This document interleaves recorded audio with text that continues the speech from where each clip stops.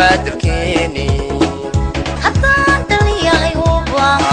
حطينان هرمر دلين حطينان إيسان مير حطينان خوبيد كوريني حطينان kulanti wacan oo wanaagsan daawadayaashayda aad kaan u jecel lahay ee ku kala sugan daafaha dunida oo meel kasto joogtaan ku soo dhawaada mid kamid ah barnaamijyada toddobaadkiiba hal mar aan idin soo gudbino waa barnaamijkii dhalinyarada bariyihii ugu dambeeyay waxa uu idinka imanayay gobolada Soomaaliland sida gobolka Awdal oo aanu kula kulanay dhalinyaro kala duwan hase waxaan idinka soo gudbinayaa magaalada Hargeysa studio-hayga koowaad barnaamijyadii hore waa uu ka qiimo badan yahay toddobaadkan waanu ka mudan yahay waayo waxaan ku soo qaadanaynaa buug laga qoray qofka adduunka loogu jecel yahay talo waayo qofka adduunka loogu jecel yahay qof kasta uu is weydiinaya laakiin la halmaami maayo waa hooyo macaan abwaanka daada yar leh ee Mukhtaar oo yak fadhiya waa Mukhtaar Jaamac Maxamed waxa wax ka qoray hooyada ku soo koobi karimayna barnaamij iyo 2 iyo 3 maasooyinka abwaaniinteeni hore ay ka tiriyeen hooyada xaqa ay leedahayna waa kii nabigeena subhana ee Maxamed nabadgelyo iyo naxariis korkiisa ha ahaatee inoo sheegay ee asxaabtii ku wari 3 jeer hooyo xaqa mudan halka marka afraadna aabuhu ka yeelanayo ku soo koobi mayno abwaanada qaar ayaa waxay yiraahdeen hooyo markan ku arko waan ka mabsuudi lahaa dhibtan soo maray halka uu had raawina ka yiri inta hanad hordada shaqsiisa hooyo lagu xasuustaa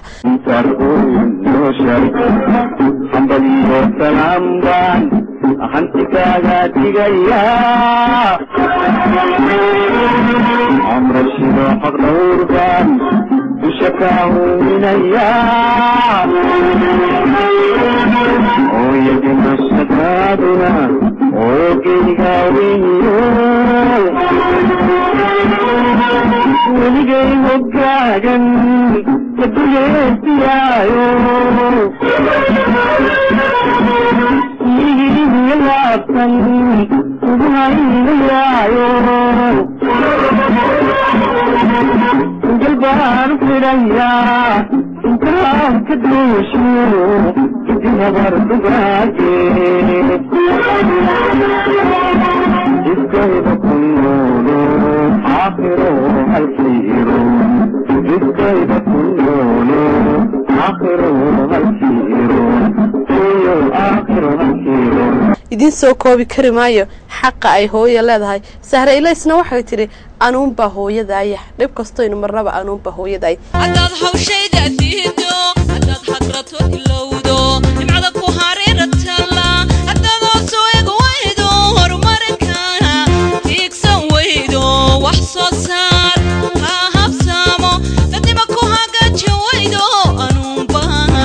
ku hawaydo anuunba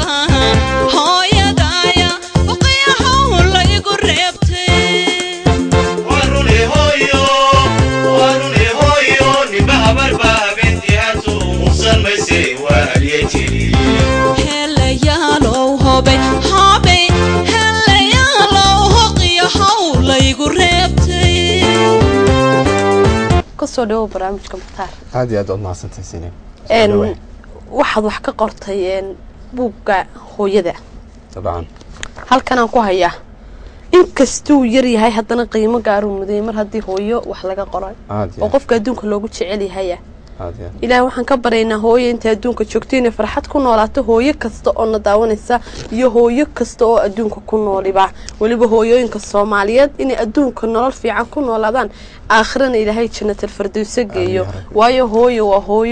hooyo waa ta adduunka inoo keento dad la soo sheegiba maayo iyada halka weyn ku dhaafaynaaba qof kasta qiimaha ay leedahay waxaan ilaahay ka bareynaa inuu ina garansiiyo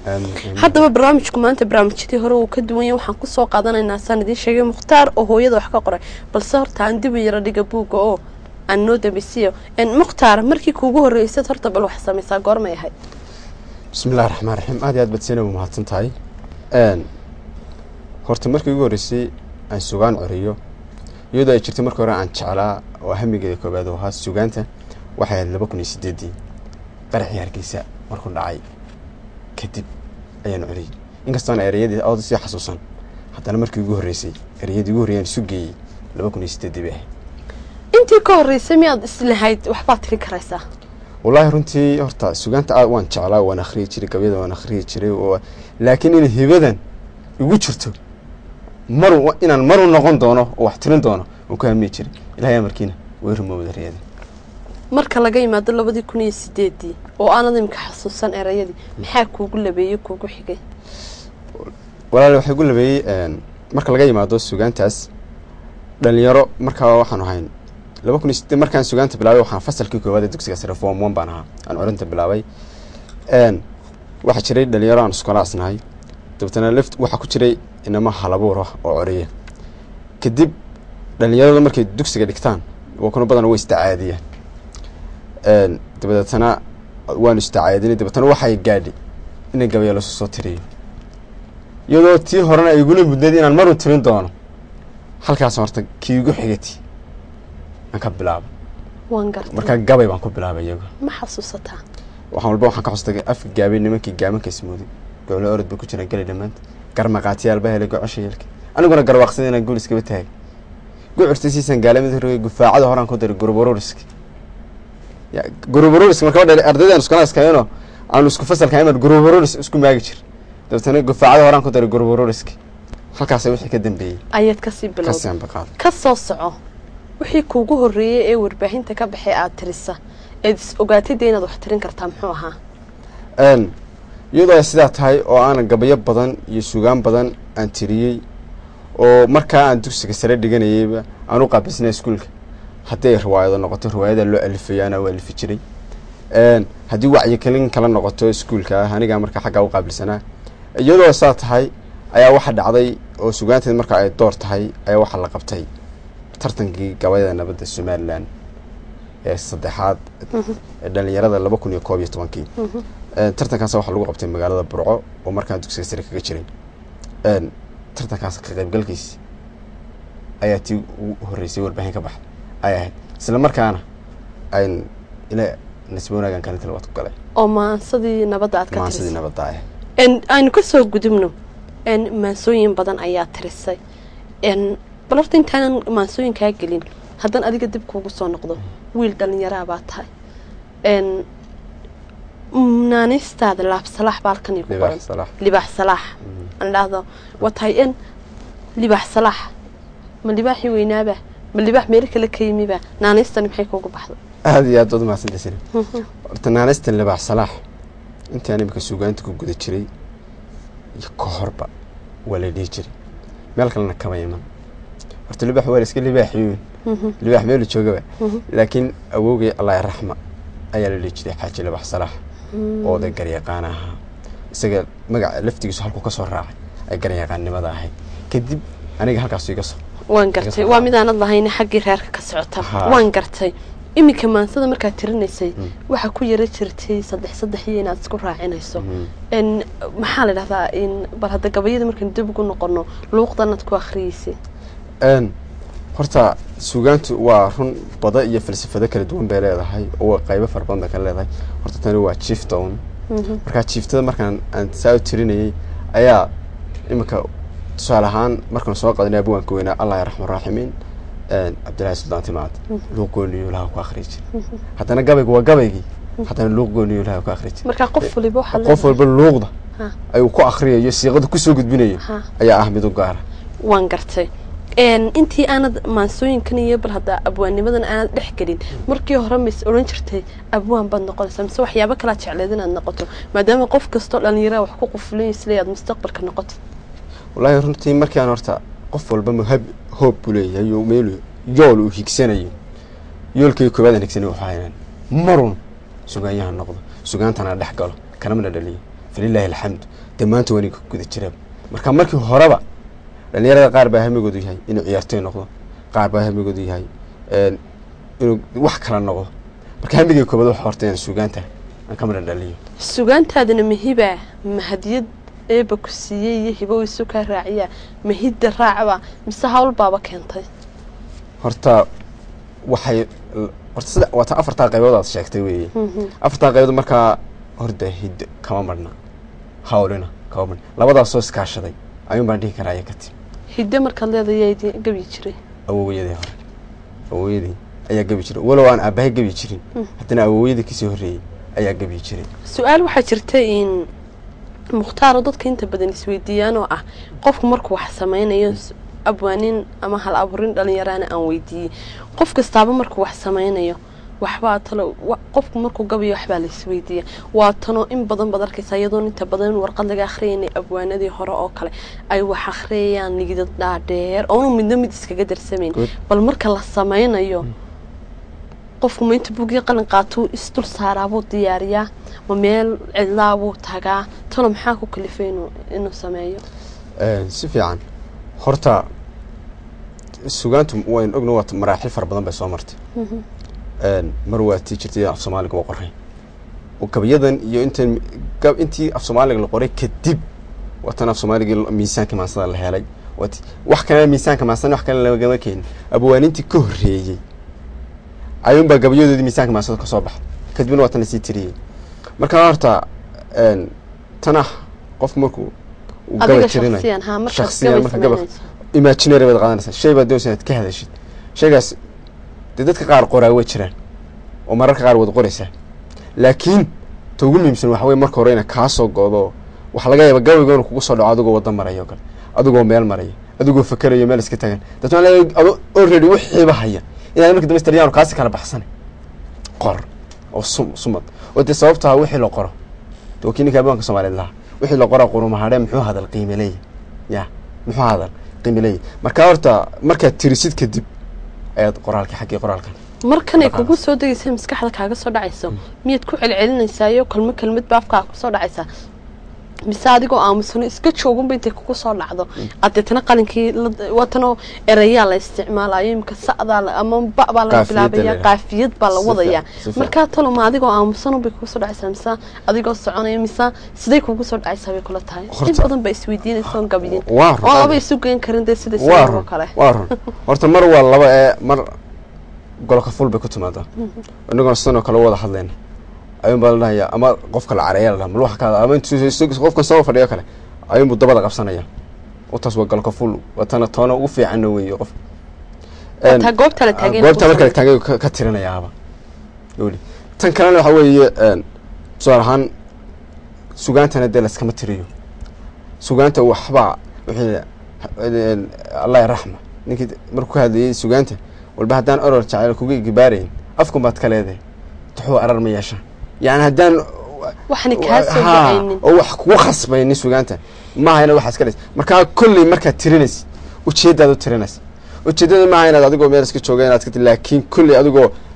wax weyn vision meel dheer eegaya wax ku dhibsanayo wax dhibsanayo baad aad soo deynaysaa dalka waa tahay aynu dib ugu noqono dhinacii maasooyinka tirisay maansa hayfsooc la yiraahdo tirisay oo adduunka weyn ka dawlad hayfsoocayaan baa la maqlay cadaan iyo madow baa dhinac oo hadii dalkii ay noqoto wad arkaysaa maxaa tir markaad hayfsooci ka hadashay horta hayfsoocan ka hadlay maasada waa gabay waxa la yiraahdaa jidhidho runtii ma dheer oo gaban yahay sababta waxa ay khayrul kalaan ma qal wadalla hadalka waxa ugu khayr badan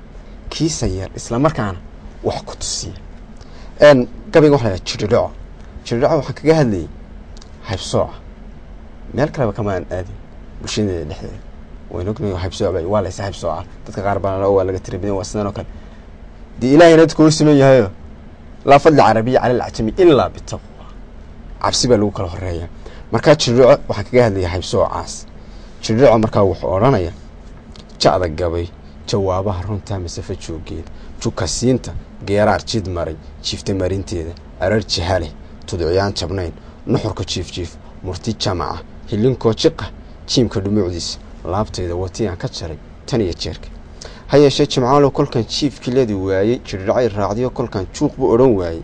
oo dhalintu jawrkay faleen joogi kari waayay ayaan adiga kugu soo jartay gacalka iyo jiibi waa duni jidkii aan samayn gooste jarihii waa duni niman jaadka baran qosolka jooga waa duni jikaarkii bato jeestay maqalkii waa duni jacaylkeed dhinto jiitay nacabkii waa duni doc kala jeexato jiidhay marinkii waa duni janjeedho ku dhow jariya haadaani waa duni ninkii janan ahaa dali janja waa duni niman jaxan iyo jaaquf soo bax jaflo iyo cayaar iyo ninkii mariya jaandheert iyo muluc qudhiis laga jaraa joogis kala ro jaflo iyo cayaar iyo ninkii mariya jaandheert iyo muluc qudhiis laga jaraa joogis kala roone jahanamo ninkii doonayay iyo naarta jagacdeed jab la galo ninkii doonayay iyo qolo la sii jiido jees ninkii kula kala jeeska dariskiisa jamaacadii qorxooneed ninkii nacaya jiirhkeeda jideen uu la cunaya ninkii jooja hadalkooda ee gabooy quursigii janto adiga jaarkaa adiga aakhiradaada ninkii dee dad kala saarayo waadi oo dawaa jaflo iyo ciyaari ninkii mariya jaandheert iyo muluc qudhiis laga jaraa joogis yani waxaa la yidhi mulucana oo ku qurgooy dee ciyaarkan waa ku ciyaar marka jaflo halkaasa gabigu ayuu jirdhaco waan gartay maxaa kugu kalifay inaad samayso buuggan aynu maanta barnaamijka ku soo qaadanay ee aadka u qiimaha badan leh ee aad kaga hadlayso maansooyinka kala duwan ee hooyada oo halkaas sawirkiisu daawadayaal sidaynu arkaynaba waxaa ku sawiran hooyo ilmaheedii yaraa intay laabta gelisay dee aad muddaba inay wax u sheegaysay waa ti layidhi hooyada iyadoo cidla maraysa arkaysa iyadoo isla hadlaysa ilmahan yari 2 bilood jiray ama 3 bilood ay isfahmayaanoo hooyo waxa miyaan ku siiyaa yaa dilay yaa taabtay baad arkaysaa hooyadii nuunuugi kule marka ma sha Allah markasta waxaan ducaynaynaa hooyo meel kasta joogto inta dhimatay ee hooyo wax Ilaahay uga bareynaa inuu naxariistii jannada ka waraabiyo inta nool inay raaxa iyo nolol wanaagsan adduunka ku noolaato aakhirana inta nabi maxamed naxariis nabadgelyo korkiisa ahaatay jannatul firdaws la jaaray Ilaahay ka dhigo hooyo kasta waynu ducaynaynaa amiin buugan hooyadaaba badu hibaysay ma nooshi hooyo waa noosh ma sha Allah buugan maxaa kugu dhaliyay inaad aad qorto maadaama in badan oo buugaag la qori aan wali arkin buug hooyada ka hadlaya horta buugan markii ugu horeysay inaan saaxiib ahayn wala dhijisna qoraaya oo aadam la dhaho ayaa wuxuu ugu dhiirigelin jiray bara xagga qoraalka bal muqtaan xagga qoraalkana xagga suugaanta xagga qoraalka mad ku deed dabtan waxaan ku reenay haddaan wax qoraan anigu hooyada wax ku qoray hooyada ayaan wax ku qoray hooyadu runtii lagu eray iyo orahtuna lagu soo koobi karo qiimaha iyo milgaha iyo sharafka ay leedahay lamana dhudhumin karayo cabir lama saari karayo kaalinta bulshada dhexdeeda ku jirto imika buugan hooyada waxaan kaliya ku soo qaatay doorka hooyada iyo halabuurka Soomaalida hooyada kaalinta bulshada kaga jirto sideeba abawaanka Soomaaliyeed uu cabir hooyadu markaynu ka hadlayno diinta boos bay dhigta oo aynu wada garanayna intii boos ka dhigtay kaamarka ka nimaadno dee dhowr hadba hooyadu wax loogu qari kara bal haddaba suugaanyahankii Soomaaliyeed sideebay hooyadu wax uga yiraahdeen taasa keentay inaad qorto haddaba bal markaynu halkaa maranayno aynu in yar daawadayaasha aynu u milcino oo aynu tusno mid ka mid ah abwaaniinta ku nool dalkan Jamhuuriyadda Soomaaliland oo ka tirinaya gabay hooyada intay nooshay iyo markay dhimato waliba intaba u ducaynaya waa abwaan mursal sulub aynu yara daawano fiidiyowgiisa hooyo ehel ka weyn aqal lagu hirtiyo agab iyo miciin asadoodan guri waxa yaal ugeyb akhribkaygu dhow laabtaydu idil ubucdaydu taal arxan iyo kalgacal ka ildoogsigu in eegmada runtii een ilaashada hooyo waa adiga aayatiinka nolol arad khayr lihiyo ardaayada la dago ardambiya gugii meel loo ilado edeg lagu nastiya bara aan ogahay isi ruux u mudan astaantaydu taal sumadaydu abid ku aroorsan tahay aflax aan ka rabo oon aaminaa hooyo waa adiga ee ha-eedaadinoo ilnugayl ha mudan abaar iyo indaran meel arag xumoo eegmadoo wacnayn rabbi kuma agdhigo awaara iyo boodh oo mosbiya la'aan waxaad amin nacdiyo aan fariir naxdini meel ay ortaal alla kuma bado ha aafoobinoo ubadkaagu yay noqon kuwa ilow ku hayn abaal ee waxaan ooda sare hooyo dayrka adag kaala raba adduun ijtihaadka nolol ishaarada dhabtii een kugu idhaa adna aan jeclahay rabboo iga aqbala ha ka oodminoo ha ka soo irkigin badhaadhaha ifkana ee dunidani intay unkanayd wax badan wuxuu aqal ku dumay iftiim waayayoo agaaraadam yidhi ku arjuman madow dadkii adigu aad ka iilatee aad ka agabaxdeed ifka kaga tagtaye ma iswaaye ehel iyo aanadii haddii aan adduun urugoon lahaa ilma iga timaad ama aan damqado afkaa laga hadlaa axmar qura idhaa ayaan baa jirtay waan iloobaytaa ee maxay aramidani ooftaan qabaa la eedaadayaa tahay aadanow hooya uunkabadi uurkaaga iyo adhaxdaada waan saaraa in badan ibtaadaan jaqoo ooftiya dushaba waan kaa irkaday kugu ooyayood ii aamustidi anigoo ilwacan maxaad aragtayood farxad oogsatoon anna kuba ogayn adeegii gacmaha amaawiirta culus loo aqoonsadaay abab iyo hadaaq erey kaloon jirin uma hooyaday habbar baadil waad ku ammaanan tahay asluub toosan baad noogu arrimiso intifaaca nolol sidii loo arkaad noo ila barto urta kadabka ood afka saarin baa adigoona siin umaad uunsanoo manaad uur jeclayn iidaan maxaad anfacada dhammaan uga oomanayd ani aawaday isoo eegtayood hees iyo ammaan amranow itidhi waa tahay daawadayaal horaan idinku sheegay 1 iyo 2 kuma soo koobi karno qiimahay hooyadu leeday aan dib ugu soo noqdo Mukhtaar deetana Mukhtaar buugi maxaad ku soo qortay ku soo diyaarisay bal abwaanada aad soo qaadatay hadda halkan noogu hayso maxay yiraahdeen maxay ka yiraahdeen hooyada horta abwaanada Soomaaliyeed inta badacal buu ka cabirayaan tusaale ahaan maanta hadii aynu raahno qalin aynu ka hadalno qalin oo 5 qof leeyahay bal qalinkan ka hadlo waxa xaqiiqa in mid marku dacal kaga yimaado marka ugu dambayso caarada oo halka markay caaradaas oo halka wax laga qoro inuu sheego waa xaqiiq sababteed hooyada markay ka hadlayaan waa isku qodob isku gumanayaan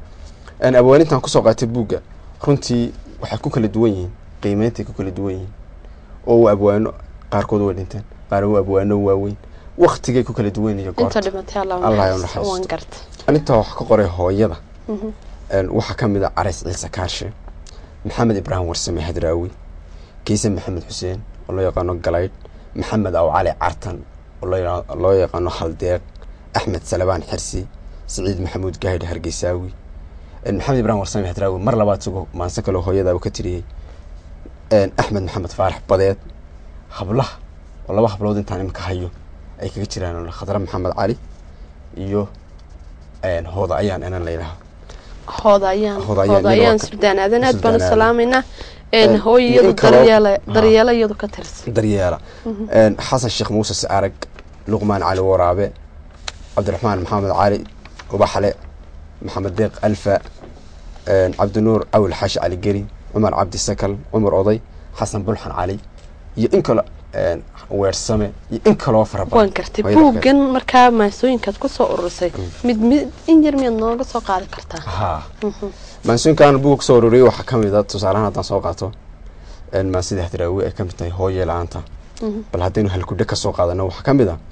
oo Hadraawi leeyahay markaad hooba lacaan iyo hindisaafar shaxan oo habdhac iyo luuqda iyo hawraarta maansada hensan yaqaano rabihibo isiyo labadaba hanaanshiyo halabuur dhashaaba hooyo lagu xasuusta Aris Ciise isagu wuxuu leeyahay abuu waa hawsha guud ayuna hoos bay hayaan habeentii guriga iyo hoyga bay noo hiftay hooyadu waa lama hora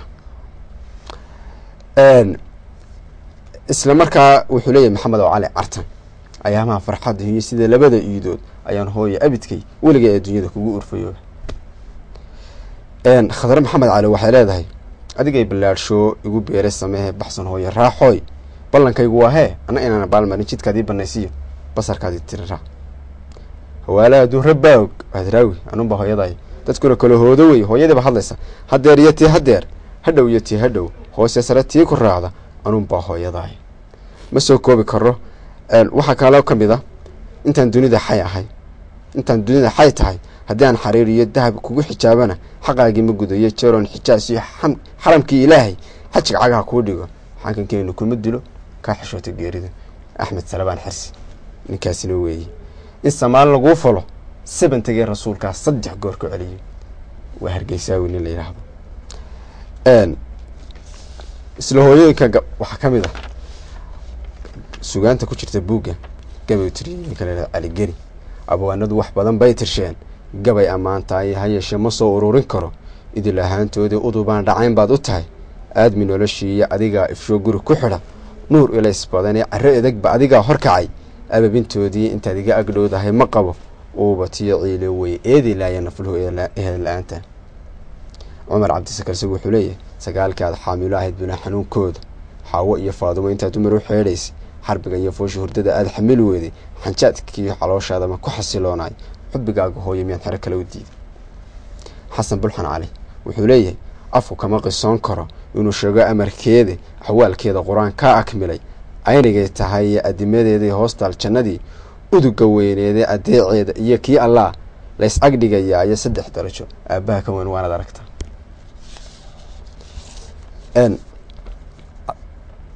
isla sugaanta kale ku jirta buug waxaa ka mid ah miduu tiriyey sheekh leeyahay sheekh maxamed diini oo leeyahay habeenkaadi foolatay xanuunkaad la foorartay fadhiyaad ka caagtay qosolaad ka fiigtay fadhuhu ku ololeen ilintii kaa tidhi fatahaadta dhiiggii dhaxan ka faallo waa tahay kama soo koobi karan rabbi naarta jahanaba kaa xoree jaxiimo jiibso oo fardooso jannadii ku noolo waa hees iyadana la qaado hooygii adduunkaay hidda lagu arooray tiix qalowrka hanataa waa hees kale iyadana la qaado muuqaaga wuu iga maydhi lahaa dhibtaan soo maray hooyey macaan waa hees kale iyadana la qaado xanuuniyaayib marka maba soo koobi karo inta buugta iminka sugaanta buugga ku jirta waa ilaa 30 marka waxaad ku soo ururisay abwaanadu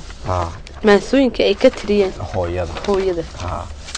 waan gartay taar weli waxaa tahay wiil dhalinyaro ah barnaamijka dhalinyaraduna markasta wuxuu isku dayay qof kastoo dhalinyaro ah oo wax ku soo kordhiyo bulshada inaan ku soo casuuno waxaan jeclaan lahaa inaan ku weydiiyo kaa caawiyay hawl kastoo la qabtaaba waxay u baahan tahay gacan qabashadeedii si fiican horta waa runtii oo caqabada ugu horeysa ee dhalinyaradaas marka wax qoraan waxa weeye xaqii gacan qabasho u baahan yahay marka horta buuggan markii ugu horeysaan qorayay markaan dhammaystiray gacanta ugu weynid waxay iga geystay markaan nin walaalna hayso oo jecel badana akhriska ayaa gacantii walaalka ayaga geeyay waana mahad celinayna qani waan gartay buuggan qortay buugaa kale ma soo wadaayo ma qoraysaa insha Allah horta isla qodobkan hooyada kadib inka daabacadii labad buuggan waniga ku guda jiray isla qodobkan hooyada masnay horta barbar kale adigu waragtay intaan meel kale u baydhin bulshadu sidee bay markaad soo saartay oo aragtay buuggan wallahi runtii horta qodobka markaan qoray hooyada bulshada badan waxay ugu dhaheen qodobkan hooyada hore wax loogama qorin يعني قف كستاد aragtaa buugto kala qiimo badan yihiin ma hooya ha de markuu nuskhadii ugu horeysay soo baxeen hal buug bay uga soo haray in wax kala baday marka taa waxa dareemaysaa qiyaas kaaga tahay in qodobka hooyada aad iyo aad loo xiisaanayo waabay ku farxad geliso waqtiyo badan soo jeedo waqtiyo badan oo dabta waxay ugu dhiirigeliyeen in wax kala soo qoro si baaritaan dama si sameeyo waa adigan maansooyinka sameeyay hooyada wax ma ka tirisayada marna isku dayda iyada hooyada waan ka tiriyay laakiin nasibxu waan sidin ma waan waxba ma laha barnaamijyo kale aan kuga soo casuumi doona gabagabada barnaamijkeena baynu maraynaa wiil dhalinyaro baa tahay waa tano qoraalkii baad bilowday waliba hooyadaad ku bilowday halkee jeceshahay inaad ka sii gaadho انت سيدابات تعيشين هذا حسي قرطه والله هرت waxay dadaala doona u gaara imka waa bilow waliday wiil dhalinyarana wana intaad kolba dhalinyaro tahayna intaad talada ku sheegaysay intaad iyadoo way badanaysaa marka qodobkan qoraalka waxaan jeclahay hadii meel laga gaarayo halka lagu gaarayo halka fiqda ugu sareysa ilaa ka gaaro hadii Ilaahay la qabto waan wadayaa gabagabadii barnaamijka anagoo hees ku saabsan hooyada iyo ka gabagabayn doona daawadayaal barnaamijkuna oo barnaamijyadii hore ka duwan yahay toddobaadkan maxaa tala iyo tusaale soo jeedinaysaa dhalinyarada ku daawanaysa maadaama adoon weli jaamacadii dhammayn adiga laftaada isku dayday inaad buug soo saarto oo bararto dalka wuxuu ku soo kordhisan bismillaahir rahmaanir horta bil aadanka waxa la yiraahdaa inna al-insana majmu'atun min al-ayyam fa in fata yawmun fata juz'un min hayati bil aadanku waa maalmo la ururiyay maadaama maalmo la ururiyay hadii ay maalin tagto noloshaadii barkaamil tagin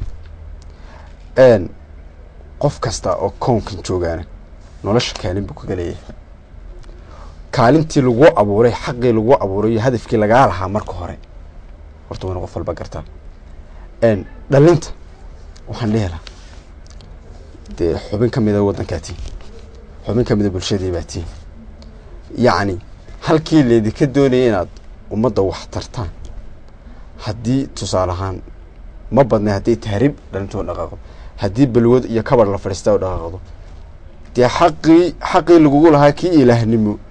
iyo kii kale bulshada koonkan aad kusoo kordhin lahayd ilaa qof abuuran baa tahay aad meel kaga dhacday marka dhalintan waxaan dhihi lahaa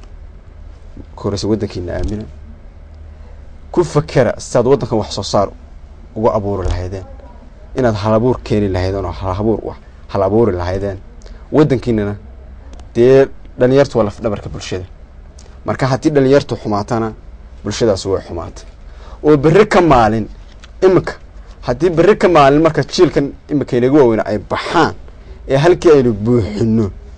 haddii lagu soo martiyo dhalintii markaa kadib dhalatay markii lagu soo martiyo haddii dhaqan lagaa soo martiyo maxaad ugu jawaabi haddii cilmigaan iminka la barsan diiniga haan la baran hadhow tolo dhalintii markay maxaad ugu jawaabi haddii wax lagu weydiiyo marka waynu jiilka naga dambeeya dhaxaluu sii dhignaa waa tahay daawadayaal gabagabadii iyo guntii barnaamijkeena dhalinyarada iyo toddobaadkeenaynu soo gaadhnay daawadayaal fariinta uu barnaamijku idinku dhaafayaa ka dhalinyaro ahaan waxa weeyaan mustaqbalka dalku sugaya waa idinka aabbaha iyo hooyada mustaqbalka waa idinka fariinta uu idinku dhaafaya barnaamijka dhalinyaradu guntii iyo gunaanadkii baynu soo gaadhnay barnaamijku maanta waxaa ku saabsanaa buugga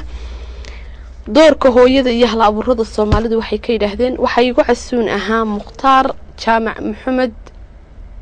libax salaax oo toddobaadkan ka mid ahaa dhalinyarada aanu jecelnahay waxay dalka kusoo kordhiyeen inaanu halkan uga sii deyno dhammaantiin waan idin salaamaya meel kastoo daafaha dunida ka joogtaan gabagabadii barnaamijkanu soo dhaafnay aad idinku dhaafo mid ka mid ah sugaanta loo qaaday hooye macaan wasalaamu calaykum waraxmatullaahi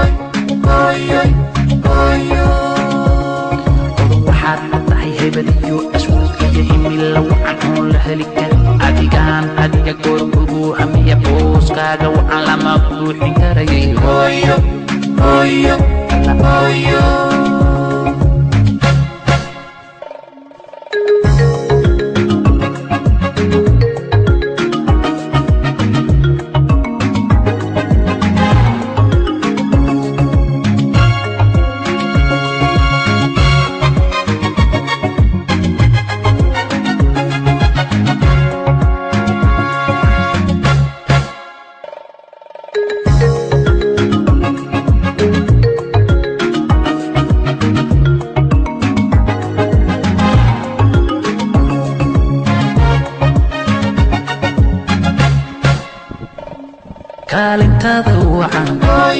lama buuxin kari fiiyo kulay alla kuma tusay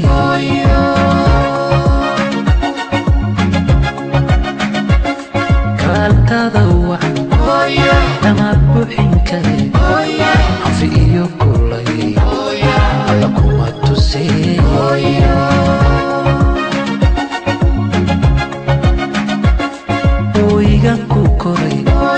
sidii ruuxii banaya horkeenayaayo naftu ku ilowday oobanta dunida hoygan ku koray sidaa ruuxii banaya horkeenayaayo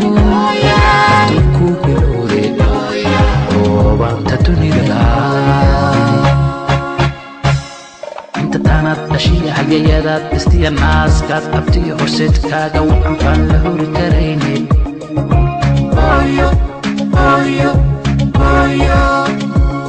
hodan waxaad ka tahay haybad iyo aswur iyo hiil wacan oon la heli karin adigaan had iyo jeer kugu hamiya boostaaga wacan buuxin karayay